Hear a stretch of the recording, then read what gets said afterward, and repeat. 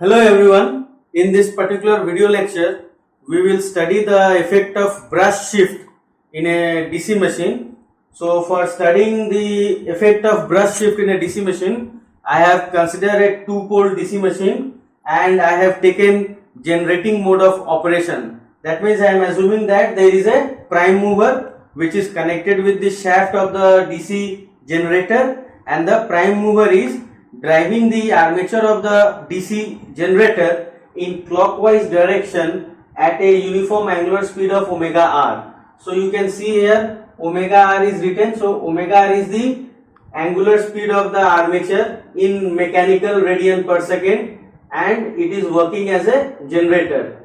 We have assumed that this is working as a generator. Now if we do not change the north and south pole polarity of the main field pole, if the north and south pole polarity of the main field pole, if it is not changed, in that case the motoring action will require that the direction of armature rotation will be in the anti-clockwise direction.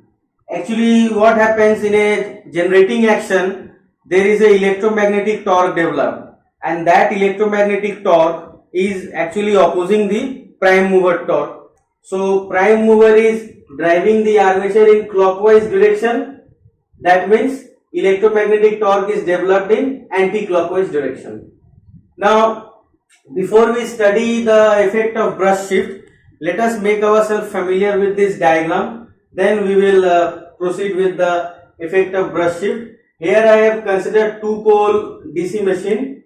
Now due to this shortage of space, I have not drawn the yoke portion. You can see that I have tried to indicate a little portion of the yoke over here. Little portion of yoke is indicated over here. Little portion of yoke is indicated over here and here. So in this particular diagram, nowhere I have indicated the yoke portion of the DC machine, but you assume that there is a yoke also, although the yoke is not indicated in this diagram. Now this shifting of brush, you can notice, has been done in the direction of rotation, because we have assumed this is working as a generator and the direction of rotation is clockwise. So you see the brush has been shifted in clockwise direction, that means in the direction of rotation. So we call this shift to be the forward shift. So what is the meaning of forward shift? If the brushes are shifted along the direction of rotation, then that shifting of brush will be termed as forward shift. If the brushes are shifted in the direction which is opposite to the direction of rotation, in that case it will be termed as backward shift.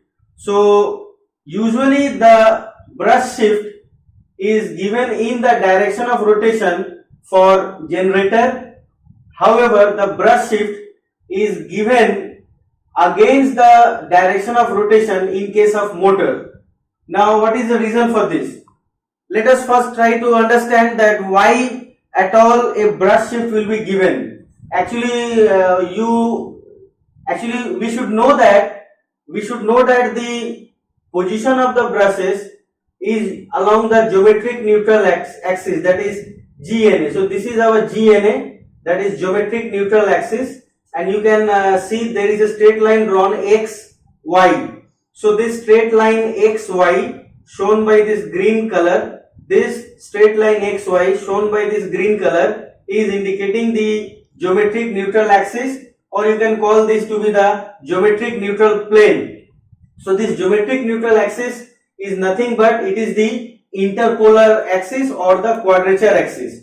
You must know that along the interpolar axis or quadrature axis the air gap is maximum, and along the direct axis or the polar axis, that means if you imagine a straight line passing through the center of this north pole and passing through the center of this south pole, so that line will be termed as the polar axis or the direct axis. So you see that along the polar axis or direct axis air gap is minimum. Now the brush shifting is given in the direction of rotation for generator, because while studying armature reaction, you must have noticed that in case of generating action, the magnetic neutral axis is getting shifted in the direction of rotation. So that's why we are giving the brush shift in the direction of rotation. Why we are giving? Because we have studied while learning armature reaction that in case of DC generator, the magnetic neutral axis gets shifted in the direction of rotation. So that's why we are shifting the brushes from its usual position of geometric neutral axis to new position along the straight line RS. So after giving a shift of brush in the direction of rotation, the new position of the brush is along the straight line RS. You can see here the straight line RS. So RS is the new position of the brushes. Usually the brushes are placed along the geometric neutral axis. That is, usually the brushes should have been placed along XY line. XY line means geometric neutral axis. This is the usual position of the brushes in a DC machine. But here the brushes are given a forward shift. That means here the brushes are given a forward shift. That means shift in the direction of rotation, and the new position of the brush is along RS. The reason for forward shift is that in case of generator, the magnetic neutral axis gets shifted in the direction of rotation. But we should remember one thing, that when we are giving this forward shift in case of generator, we should remember that the shifting of brush is done by very small degree or angle. It's not like that it is shifted by very large or huge angle. Usually the shifting of the brush may be within 3 degree, 4 degree, or maybe it is between 5 degree. So what I want to emphasize is that when we are shifting the brush, in case of generator we are making the forward shift. That means shift in the direction of rotation. The shifting of the brush is usually done by a very small angle, such that the brushes are not coming under the pole arc. You can see this portion is the pole arc. So the shifting of the brush should be done in such a way that the brushes are not coming under the pole arc. Now the thing is that over here you can see an angle is written, theta having a suffix E. Theta having a suffix E. So this angle theta E is actually the shift of the brush from GNA. So what is theta E over here? Over here theta E is the shift of the brush from geometric neutral axis. But we should remember that the angle theta E which is written over here is expressed in electrical degrees. So please remember this, because there is a chance of making mistake. So please remember that this angle theta E which is indicated over here, this angle theta E is expressed in electrical degrees. Theta E is expressed in electrical degrees. So what is theta E? Shift of brush from GNA. So you see the angle between the straight line XY which is along GNA and angle between straight line RS which is along MNA, the angle is theta E. So we say that the brushes are given a shift of theta E degree with respect to the straight line XY, that is with respect to the geometric neutral plane. So from geometric neutral plane the brush has been shifted by angle theta E, where theta E is the brush shift from GNA. However, the angle theta E is expressed in electrical degree. Of course, here we have taken number of poles to be 2. So since the number of poles are 2, it hardly any makes difference whether you take electrical degree or mechanical degree, because you know theta electrical is given by P by 2 multiplied by theta mechanical, where P is the number of poles. So since we have taken the number of poles to be 2, so theta electrical and theta mechanical are same, one and same. But when we are going to derive some expression or some formula, when we are going to derive some expression or formula, in that case we should keep in mind that theta E is the angle expressed in electrical degree.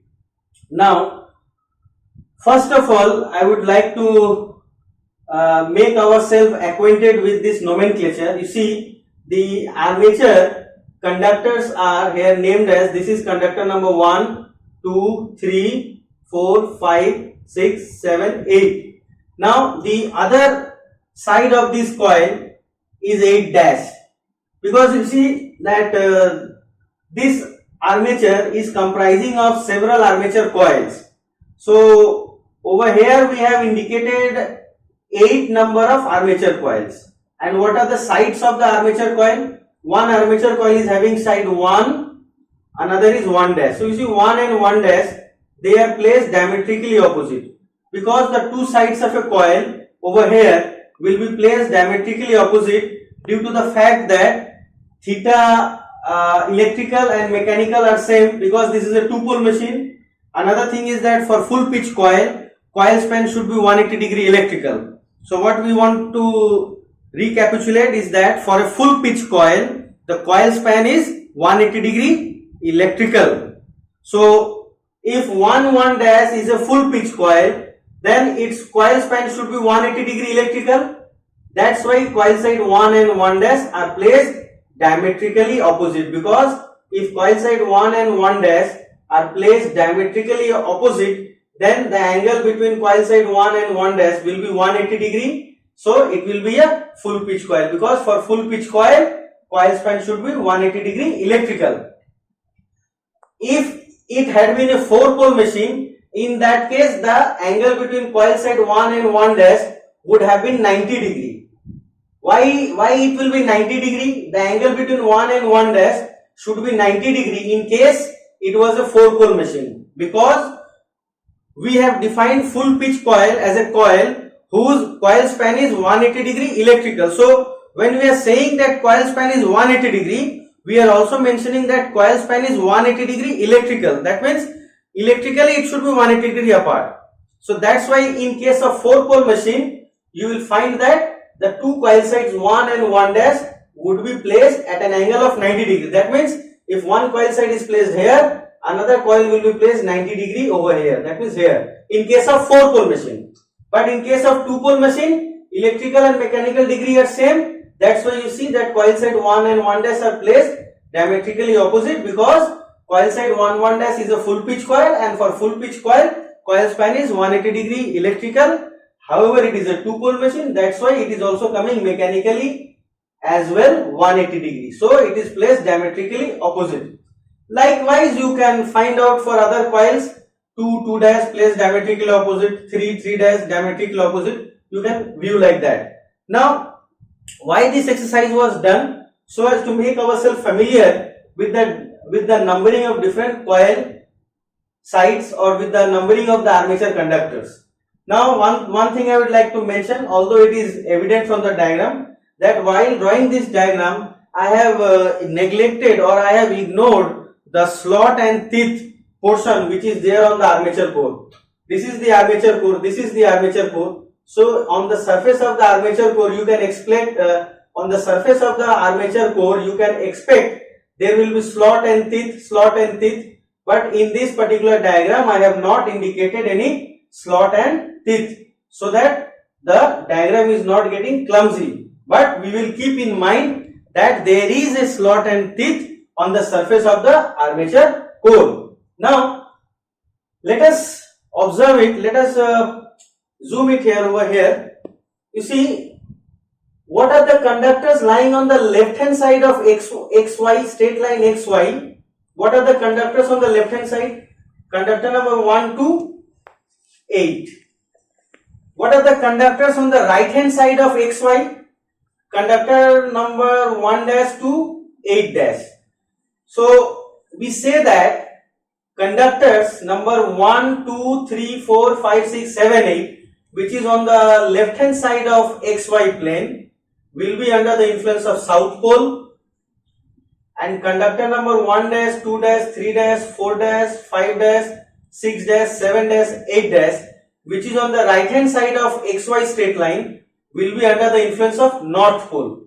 So these conductors on the left hand side of xy straight line, conductors on the, I am going to say the armature conductors, the armature conductors on the left hand side of xy plane is under the influence of south pole, and armature conductors on the right hand side of xy line are under the influence of north pole. So if that is the case, don't you think that the polarity of conductor number 8 dash should have been cross, because it is under the influence of north pole, and polarity of conductor number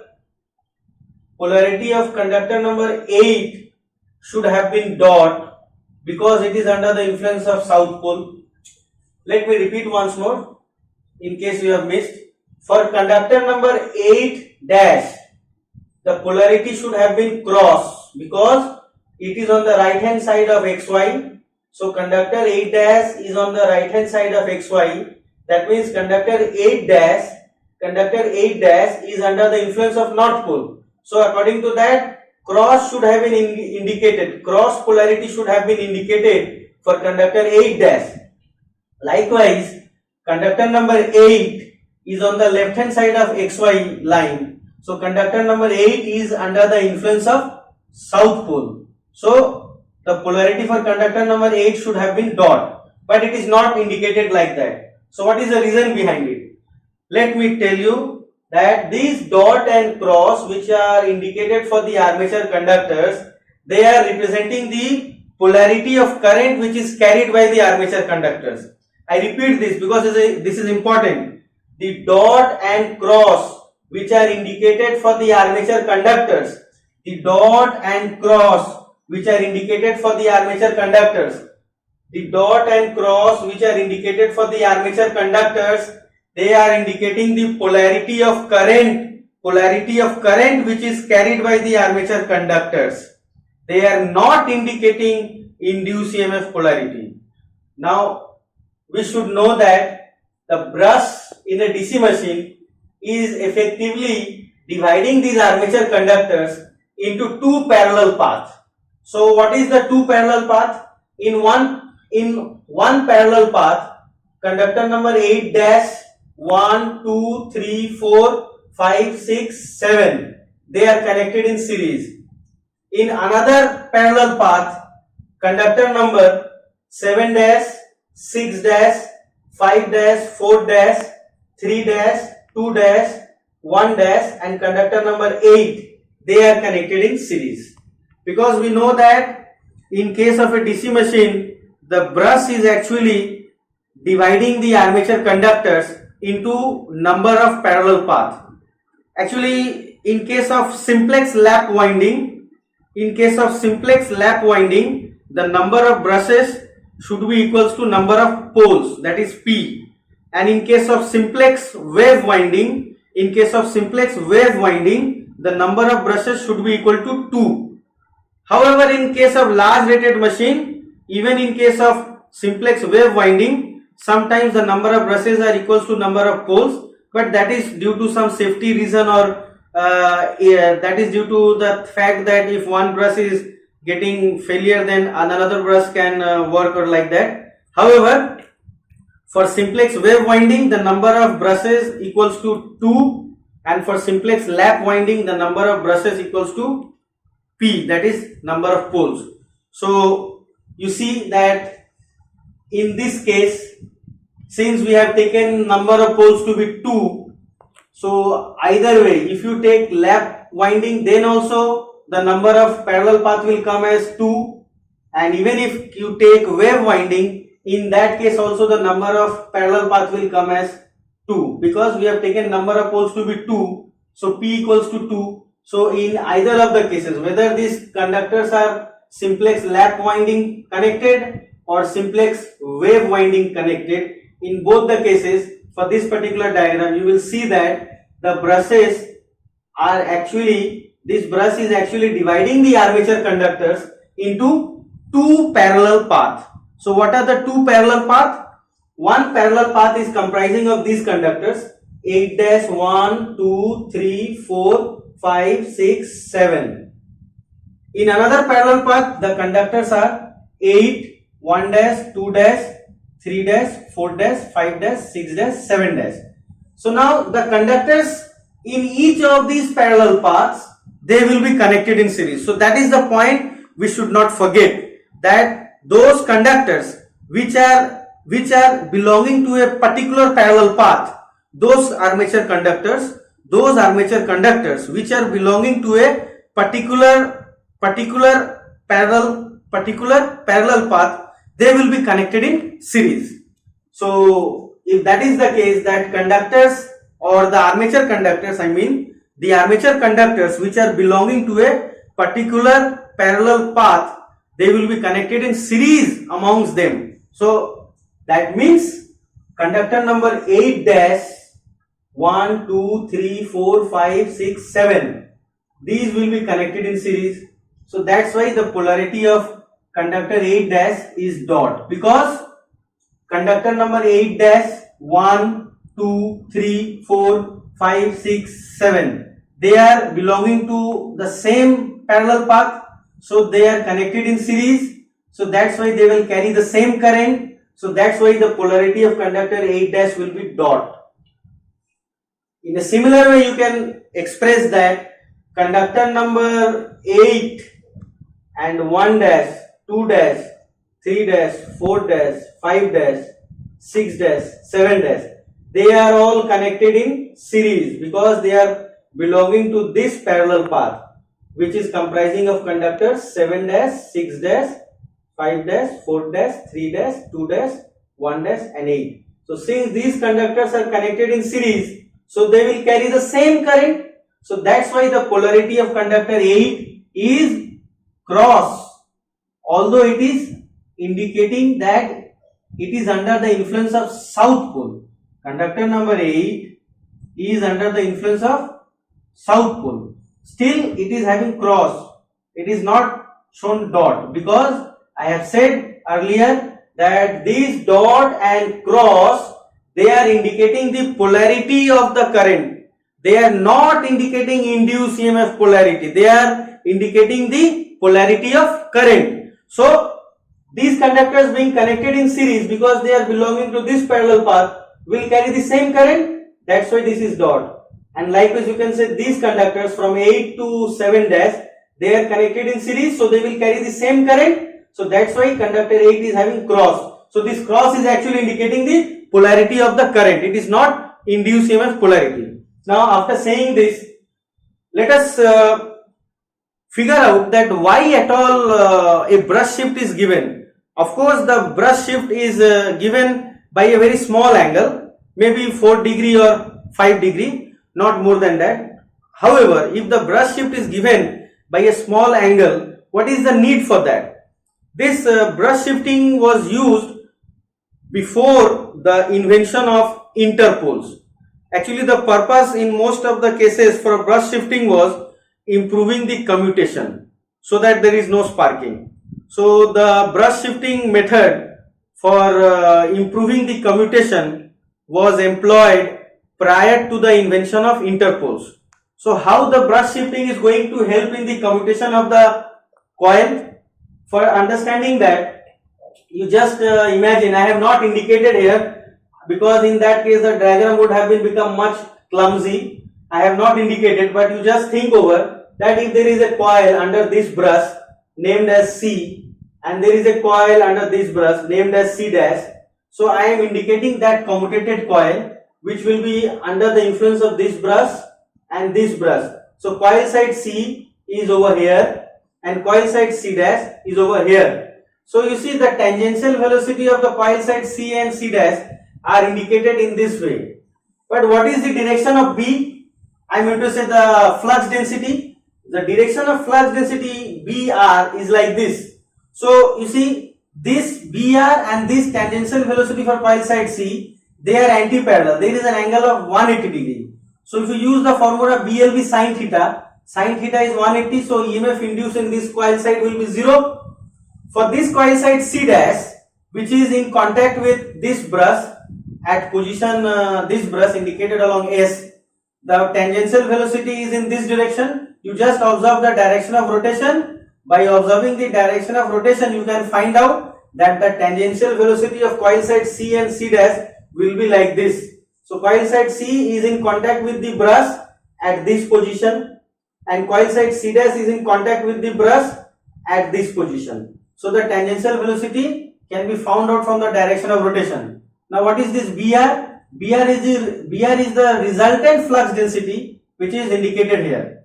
So you see the angle between this BR and tangential velocity is 180. So sin 180 is 0. So BLV sin theta gives no induced EMF in this coil side.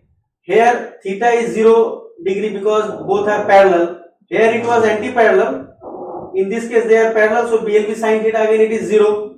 So you see the EMF induced in the coil side CC dash is 0 at this particular position. So this is the reason precisely for shifting the brush from position XY to position RS. I believe now that you must have been able to understand that if the brushes were kept at point X and XY, in that case commutation of the coil would have taken place over here along point X and Y. So in that case the tangential velocity would be like this and the B velocity will be like this. So in that case there will be a EMF induced. Let me indicate it over here. Let's say this is the direction of BR, that is the resultant flux density, and this would have been the tangential velocity for this coil side over here. So this would have been the tangential velocity for this coil side if the coil were commutated at point X. If the coil was commutated at point X, in that case tangential velocity would be this one and this is BR. So there is some angle. So BLV sin theta is not 0. So we will find that the commutated coil will have some induced EMF and that will retard the commutation process, or it will slow down.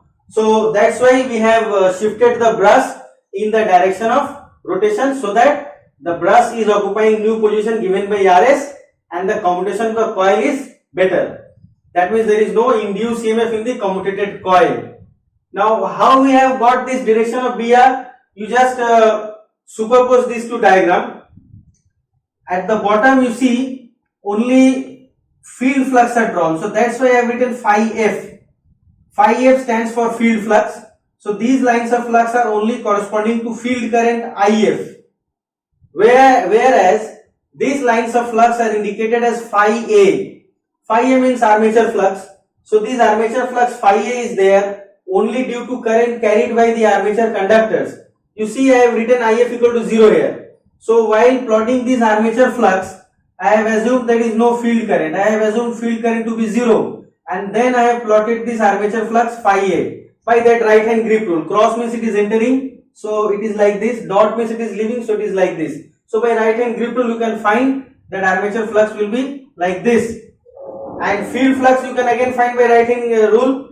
Dot means what? Current is leaving the board. Cross means it is entering. So these right hand forefingers are entering into the board from the cross position and it is coming from behind of the board and it is coming out from the dot position. So there is the thumb. So this is the direction of the lines of flux for field current.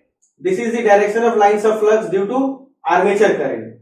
But you know that under loaded condition both will exist. Armature current will also exist, field current will also exist. So we have added this superpose. So after superposing this phi A and phi F, we have got this flux lines. So you can also think in terms of this phasor representation. The magnetic flux density due to field current is BF, shown by this line, and the magnetic flux density due to armature current is BA, shown by this line. So what is the resultant of BF and BA? It is BR, that is the resultant flux density. So BR is what? BR is the resultant flux density and BA is the flux density due to armature current and BF is the flux density due to field current. So we have taken the phasor representation of BF and BA. Actually these phasors are known as space phasors. So space phasors are drawn taking into account the spatial orientation of the fluxes. So what is the spatial orientation of field flux? Horizontal. And the spatial orientation of the armature flux is like this. So that's what we have drawn here, BF and BA, and we have taken the resultant flux BR. So this is given by like this. Now you will see that here that the shifting of brush is actually helping in the commutation. But the thing is that this method has not this method is not in use nowadays, because because we have already learned that how to use the interpoles for better commutation of the coils which are undergoing commutation. But there is one more problem with this brush shifting. What is that problem with brush shifting? This shifting of the brush from GNA is given by angle theta E, where theta E is expressed in electrical degrees. Now the value of this theta E is actually going to change with the value of armature current. What I want to say is that if armature current increases or armature current decreases, because it should happen, you know why? Because the armature current is directly affected by the loading. So if the loading on the machine is increased, then armature current will increase. If the loading on the machine is decreased, then armature current will decrease. So due to increase or decrease of loading, the armature current will increase and decrease. So if armature current increases and decreases, then the value of flux phi A will also increase and decrease, or the value of BA will also increase and decrease. So if the value of BA increases or decreases, then this BR, the angle which is made by BR with BF, that will also change. For example, let me draw it over here so that you are able to understand. Let me take a smaller value of BA. So this is my BF. It is not changing because BF is not changing. Why? Because it depends on the field current. So field current is not going to affect it. Field current is not going to get affected by the change in the load. Only armature current will get affected by change in the load current. So let's say load current has reduced. So armature current will reduce, because armature current means the load current. So if the load is reduced, armature current is reduced. So armature flux is reduced. So armature flux density BA is reduced. So I will draw BA, but the length of BA will be now smaller because armature current has reduced. So now in this particular case, what you will find that BR is given by this diagonal of the parallelogram. I have to draw a parallelogram and this will be my BR. So you see here, in this particular case, this angle theta E, or whatever you say, this angle is actually getting changed. You can compare these two angles. Let me not name it, because otherwise there might be a clash of the symbol. Let me just write with some other symbol. Let me write beta. So let's say this is beta and this is say alpha. Okay. So now you see the angle alpha in this particular case and the angle beta in this case, they are not the same. Actually they are changing. So what I am trying to say is that the shifting of the brush from geometric neutral axis, that means by how much degree, or rather what should be the value of theta E, which decides the degree or the angle of shifting of brush from GNA, that will be governed by the value of armature current.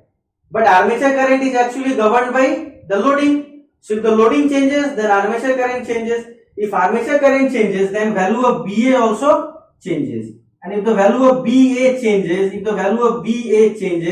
then value of this BR will change, and also this angle beta, or you can say this angle alpha, they will also change. So you have to accordingly adjust the position of the brush with respect to GNA. That means the value of angle theta E, should change.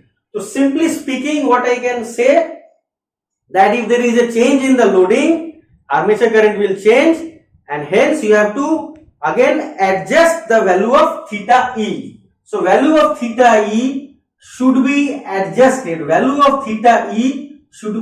adjusted. If there is a change in the loading, and thereby there is a change in the armature current. So if there is a change in armature current, value of theta E should be adjusted. So that is the reason, or rather this is the disadvantage of using brush shifting for improving commutation. Each and every time there is a change in load, each and every time you have to adjust the position of the brush.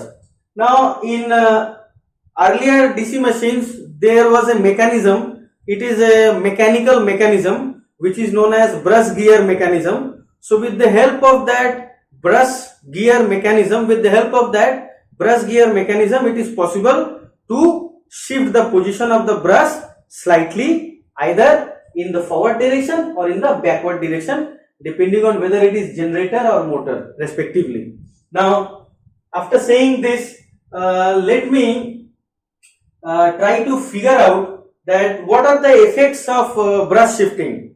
One is that it helps in commutation, although it is not used for improving commutation nowadays. We don't use brush shifting nowadays, at least for the purpose of improving commutation, because for the purpose of improving commutation we are already using interpoles which are placed along the geometric neutral axis or the interpolar axis, that means over here and here. Mind you, when you are using interpoles, in that case we don't shift the position of the brush, we are keeping the brushes along xy plane. Actually what is happening, you know, by shifting the brush, only one thing is getting changed. What is that? You see, let us say this is a coil. So these are the two sides of the coil, one side and one side.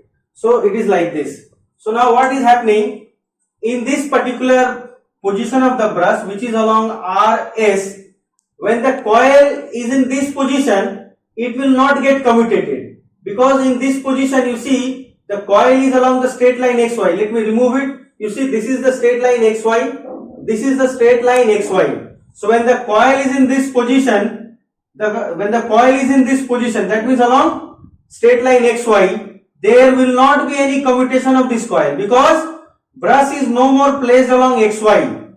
Brush is no more placed along xy. However, brush is now placed along RS. Brush is now placed along RS. So when the position of the coil is like this, that means where along this position of the coil, you see this is lying along the line SRS. So this is the position of the coil which is lying along the straight line RS. So this new position is the position where the commutation of the coil will begin. So this is known as the magnetic neutral plane or magnetic neutral axis. So please be aware of that. Since now the brushes are placed along straight line RS, if the coil is in the position XY like this, there won't be any commutation of the coil. But if the coil is along the position RS, which is indicated by here, if the coil is along the position RS, in that case it will have its commutation. That means coil will be commutated when the plane of the coil is like this along the straight line RS. Now, besides improving this commutation, there is actually primarily two effects of brush shift in a DC machine. One is demagnetizing effect, another is cross magnetizing effect. So for understanding the demagnetizing and cross magnetizing effect, you don't have to think much. You simply plot the magnetic lines of flux due to armature conductors named as 1 and 8 dash, and armature conductor named as 1 dash and 8. So by that right hand grip rule, you can see that this is the armature flux due to armature conductors 1 and 1 dash and armature conductor 8 and 8 dash. So you see the direction of the flux phi AD, it is opposite to the field flux. So you just need to compare this. Field flux is in this direction from right to left inside the armature core, and here phi AD is in direction from left to right inside the armature core. So these phi AD and phi F, you can just move it once here. This is my phi F from right to left. This is my phi AD from left to right. Of course, I am talking about the armature core. When I am saying right to left, look at the armature core. When I am saying left to right, look at the armature core. You see, these lines of flux are in opposite direction. So this is the demagnetizing component of armature flux phi AD. Likewise, if you just plot the magnetic lines of flux by that right hand rule, dot means leaving and cross means entering. Cross means entering, dot means leaving. You see that these magnetic lines of flux phi AC, they are perpendicular to the field flux phi A. So you just need to move your eyes from this position to this position. You see these lines of flux and these lines of flux, they are almost at 90 degree. So this is known as cross magnetizing component. This is known as cross magnetizing component of armature flux. So here phi AC, A stands for armature, C stands for cross magnetizing. Here A stands for armature, D stands for demagnetizing. So what is phi AD? Phi AD is the demagnetizing component of armature flux, and phi AC is the cross magnetizing component of armature flux. So one thing we should notice here is that although we have never talked about magnetic saturation in this particular case, we have not talked about any magnetic saturation, but still we are seeing that the armature flux is having a component phi AB which is in direct opposition to the field flux phi F. That means there is a demagnetizing effect of armature reaction in this particular case, and this demagnetizing effect of armature reaction is coming due to the shifting of the brush. I mean to say due to the forward shift of the brush, However, while studying armature reaction, we have noticed that when the brushes were along the xy plane, that is along the geometric neutral axis, actually the thing that the brush is along xy plane means what? It means that when a particular coil will come in this position which is indicated by xy, when a particular coil will come in this position which is indicated by xy, in that case it will have its two coil ends getting short circuited and commutation will start in case the brushes were along x and y. But in this particular case, brushes are along R and S. So when the plane of the coil is along RS, the two sides of the coil will get short circuited and commutation will start. So these things are only indicating that what is the plane of the coil or what is the orientation of the armature coil during which it will have its coil getting commutated. So if the brush is along RS, the position of the coil should be along RS for this to get commutated. So what I was saying is that in usual case, when we have studied the armature reaction, we have seen that the brushes were not given any shift, so it were placed along xy. So in that case, there was no demagnetizing component of armature flux. There was only cross magnetizing component of armature flux. But in this particular case, due to the forward shift of the brush, there is both cross magnetizing component of armature flux as well as demagnetizing component of armature flux. So now our goal is to calculate the demagnetizing ampere turns and cross magnetizing ampere turns due to the forward shift of the brush in this DC generator. So for that purpose, let us erase this portion so that we can write it over here. So let me erase it over here.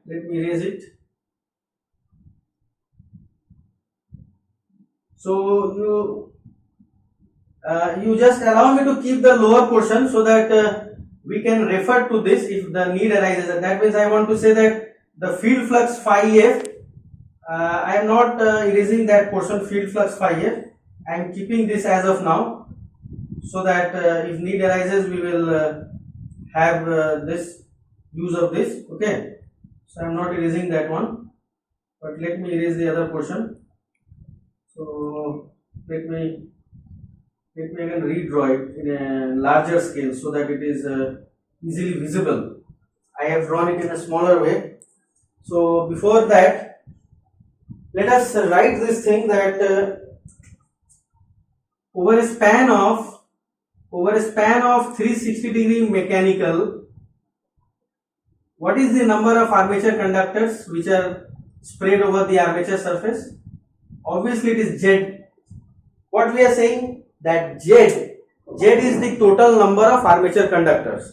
So this Z, which is the total number of armature conductors, it will be uniform spread throughout the periphery or throughout the circumference of the armature core. So Z number of armature conductors are uniformly spread over the periphery of the armature core. So we are saying that for an angle of 360 degree mechanical, Z number of armature conductors are spread over the armature periphery, over the entire armature periphery. So for 1 degree mechanical,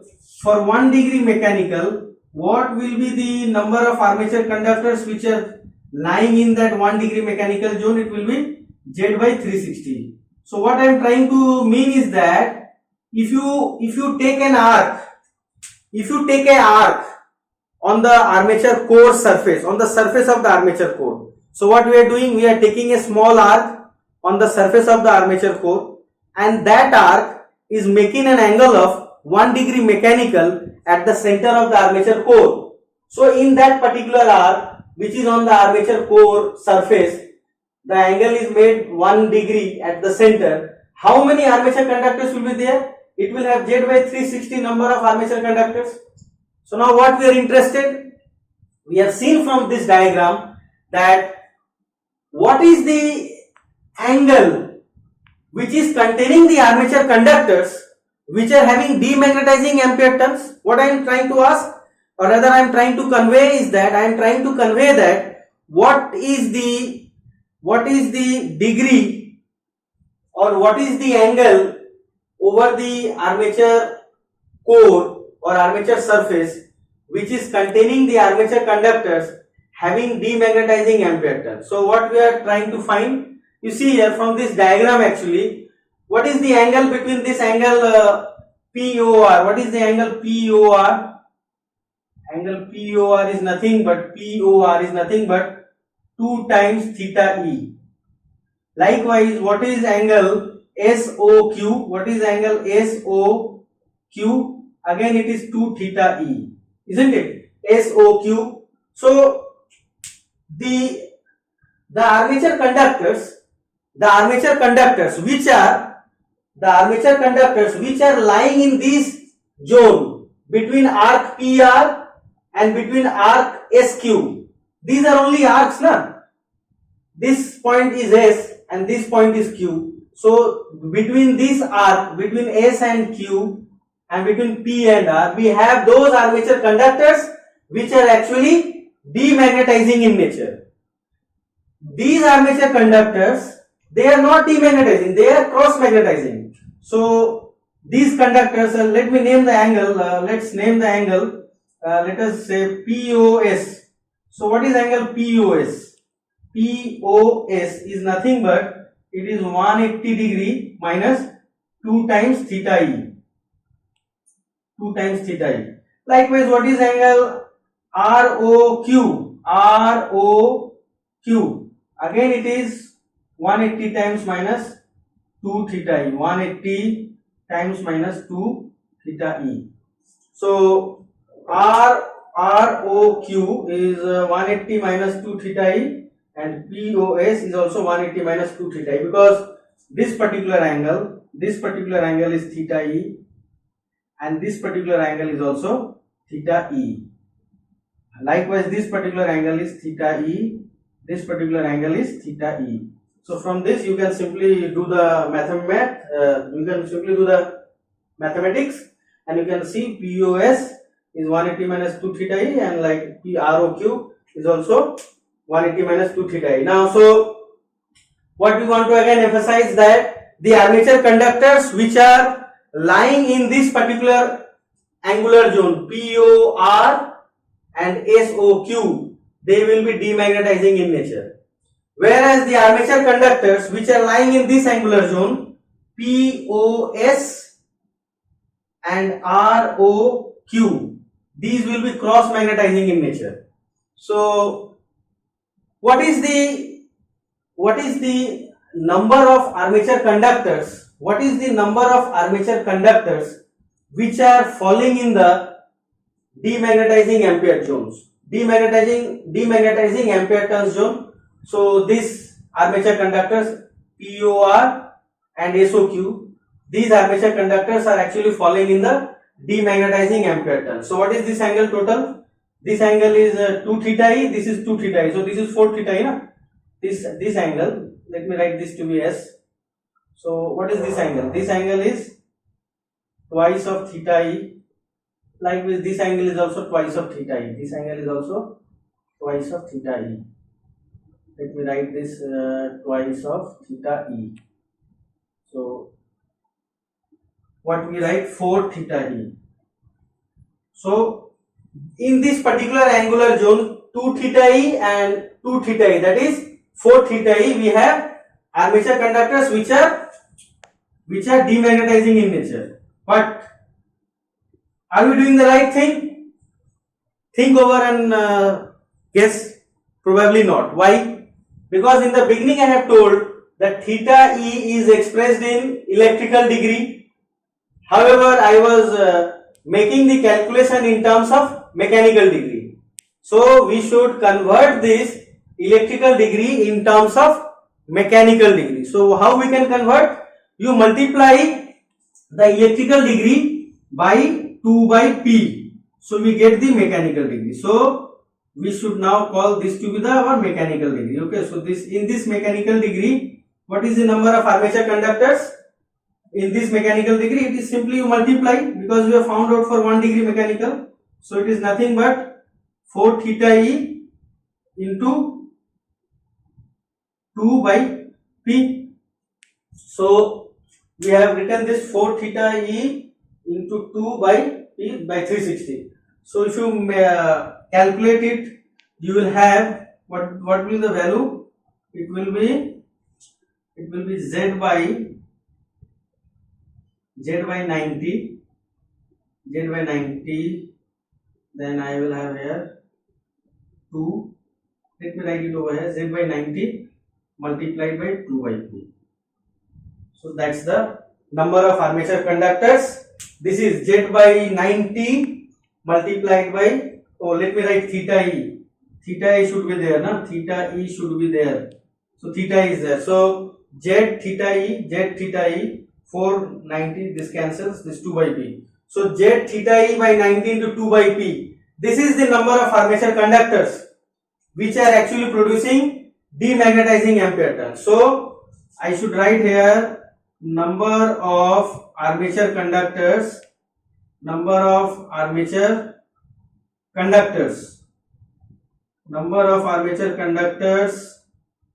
producing demagnetizing ampere turns, producing demagnetizing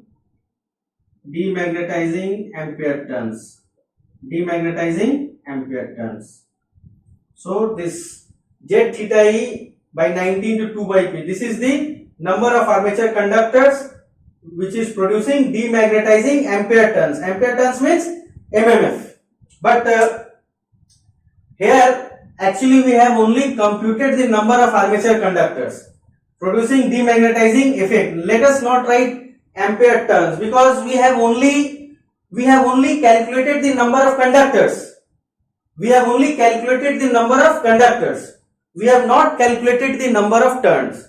So what to do? You simply divide the number of armature conductors by 2. Then you get the number of ampere turns. So we should only divide this by 2. So you just replace this 2 and you just write here like this. So that means what? This will be ampere turns. So now you can call this to be ampere turns. Why? Because earlier there was a 2 here. Since I have to divide by 2 in order to know the ampere turns, so I will just divide by 2. But again, this is not actually ampere turns. This is only the number of turns. So in order to find the ampere turns, I should multiply this by Ia. So what should I do? I should multiply this by armature current.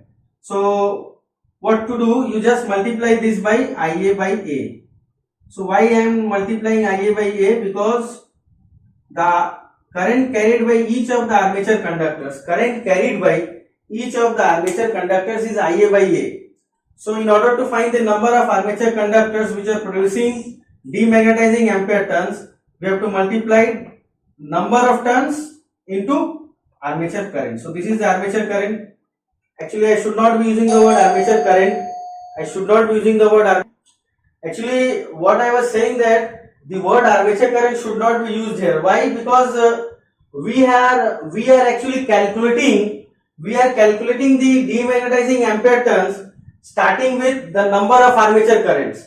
So our calculation is based on armature conductors. First, what we have done, we have first computed the number of armature conductors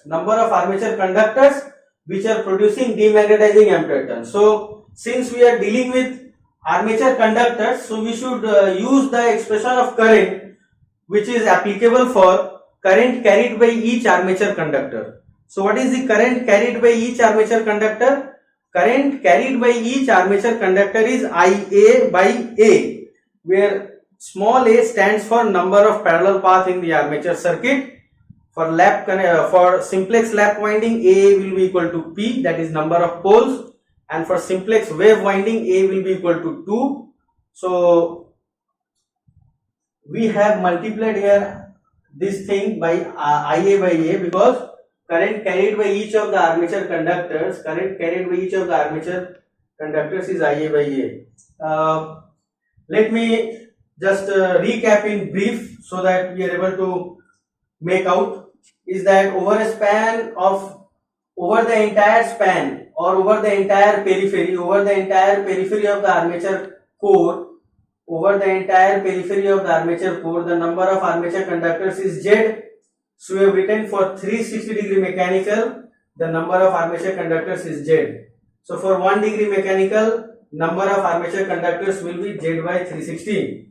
So next what we have done, we have seen from this diagram that for an angle of 2 theta E plus 2 theta E, that is 4 theta E. For an angle of 4 theta E, we have armature conductors which are actually demagnetizing in nature. So for this angle 2 theta E plus 2 theta E, that is 4 theta E. For angle of 4 theta E, the number of armature conductors are demagnetizing in nature. So we have written what will be the number of armature conductors. We have found out. What we have done, we have found out the number of armature conductors which will be in this angle 2 theta E plus 2 theta E, that is 4 theta E. So how many armature conductors will be there? In an angle of 2 theta E plus 2 theta E, that is 4 theta E, the number of armature conductors will be 4 theta E. You see here, instead of writing 4 theta E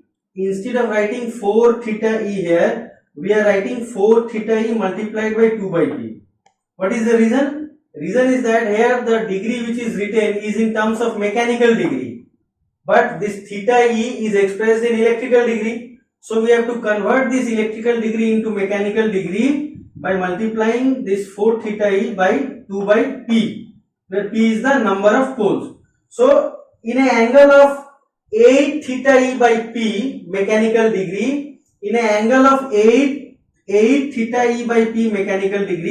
we will have armature conductors which are actually demagnetizing in nature. So what is the number of armature conductors which are demagnetizing in nature? The armature conductors which are demagnetizing in nature will be contained in this angle 8 theta E by P mechanical degree, which is given by Z by 360 into 8 theta E by P. So let us just give a bracket so that it is evident with that 4 theta P by 2. Now what we are interested in finding the demagnetizing ampere turns.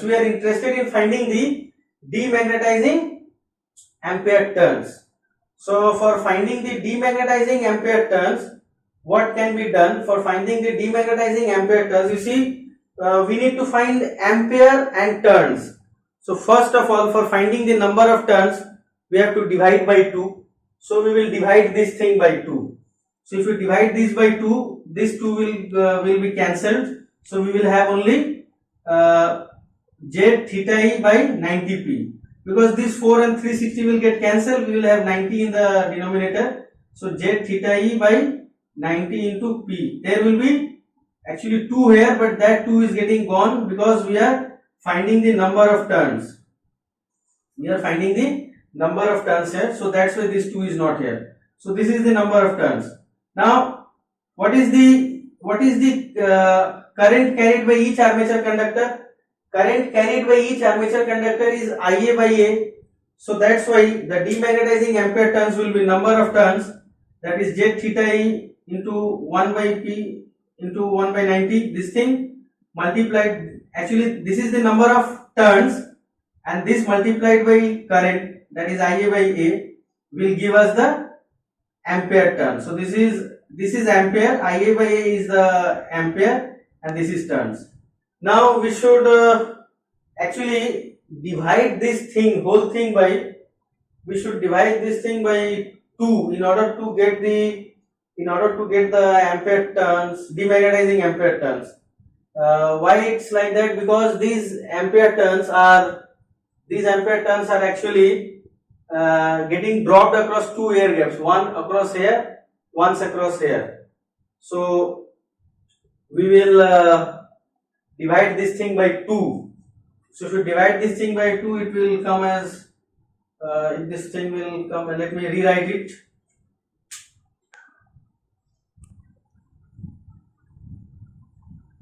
Start.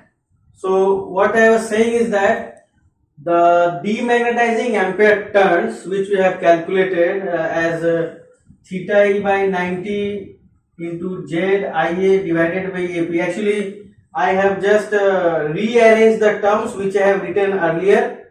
There is no change in expression. Just I have rearranged the terms which I have written earlier over here. So this is the demagnetizing ampere turns, theta E by 90 into Z Ia by AP. Now this demagnetizing ampere turns,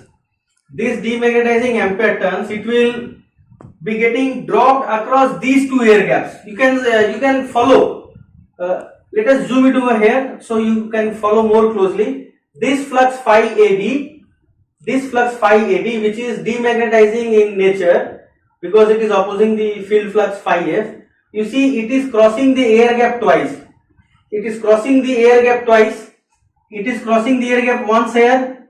It is again crossing the air gap here another. So 1, 2. So it is crossing the air gap twice. 1, 2. So the drop in MMF will take place across these two air gaps. Drop in MMF will take place across these two air gaps because it is crossing the air gap twice. So we are interested in knowing the demagnetizing ampere turns per pole. So demagnetizing ampere turns per pole will be obviously obtained by dividing this thing by 2. So let me write demagnetizing ampere turns. Ampere turns means MMF, number of turns into current. Demagnetizing ampere turns per pole will be given by, you divide this whole thing by 2. So you divide this whole thing by 2 means what?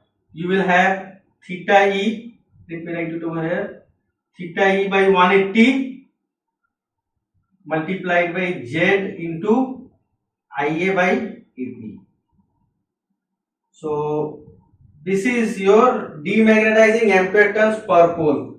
So we should look at this expression and try to find whether it is coming in some standard form. So this is your demagnetizing ampere turns per pole. So how we have found out the demagnetizing ampere turns per pole?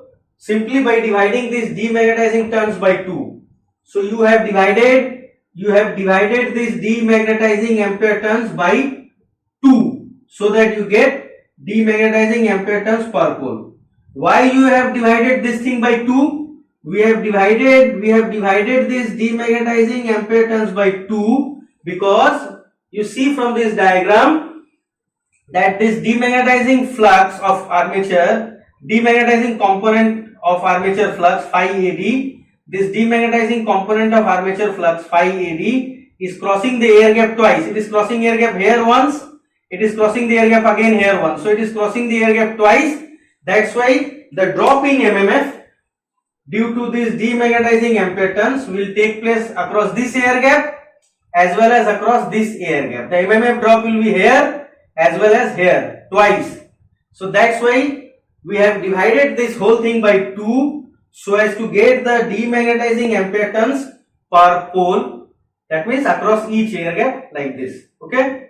So this is the expression. Now in the book of P.S. Bhimra, you might find that here 2 is there which is not written here. but again you will find in the book of P.S. Bimra that there is a 2 at the denominator. So if you write 2 in the denominator as well as in the numerator, let's say like this, if you write 2 in the denominator as well as numerator, you will see that this expression is getting in exact synchronism with the expression written in the book of P.S. Bimra.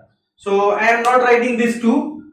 If you wish, you can write 2 here in the numerator and 2 in the denominator, because 2 and 2 in the numerator and denominator will get cancelled. So we need not do that. We can simply use this expression. This is same as that in the book of P.S. Bimra, except of this thing that there 2 will be in the numerator and denominator. So this is the expression for demagnetizing ampere turns per pole. Now in a similar way, you can find the expression of cross magnetizing ampere turns per pole. What you have to do? You have to keep in mind that current carried by the armature conductors, is Ia by A. So what is Ia by A? It is your current carried by armature conductors. Let me write it here. It is your current. It is current carried by. It is current carried by armature conductors. I want to say each armature conductors. Each armature conductors.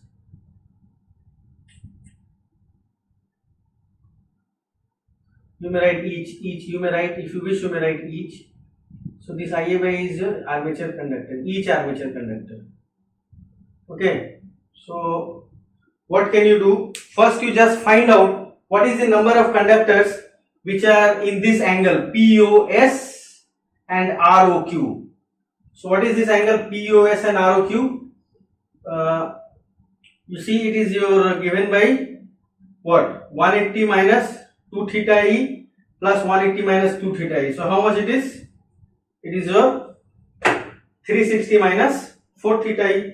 You add this, you will get 360 minus 4 theta E. But you have to express this in mechanical degree, so you have to multiply it by P.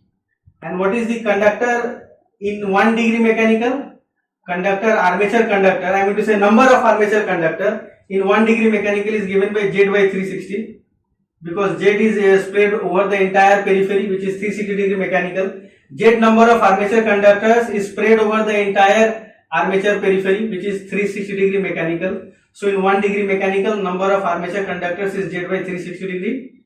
So in this angle POS and ROQ, this much degree, which is expressed in mechanical degree by multiplying by 2 by P. This is the number of armature conductors. You multiply this by what? Ia by A, because Ia by A is what? Current carried by each conductors. But this is cross magnetizing armature conductors. So you see, I have used the word armature conductors. This is cross magnetizing armature conductors. If you want to find cross magnetizing ampere turns, this is what? Cross magnetizing armature conductors. So if you want to find cross magnetizing ampere turns, so I have to divide by 2, because if you divide number of conductors by 2, you get number of turns. So this is a cross magnetizing ampere turns. But again I will say that this cross magnetizing ampere turns is getting dropped twice, once across this air gap, once across this air gap. It is getting dropped twice, once across this air gap, once across this air gap. So you divide by 2 in order to get cross magnetizing ampere turns per pole. So this is the expression of cross magnetizing ampere turns per pole. So if you simplify this, you will get as what should I tell? If you simplify this, what you will get? This 2 to 4. So this 2 gets cancelled. Let me cancel it with some different color so that it's still there, not clumsy. This is 2. This 2 will get cancelled. Again, you have 360 and 2 here. So you can take 4 common out of here. So if you take 4 common, so what we have inside? You have 90 minus theta E. I am taking 4 common outside. Then I have Z by P into 360. And what else I have? I have this thing is in bracket, and I have multiplied by Ia by A into half.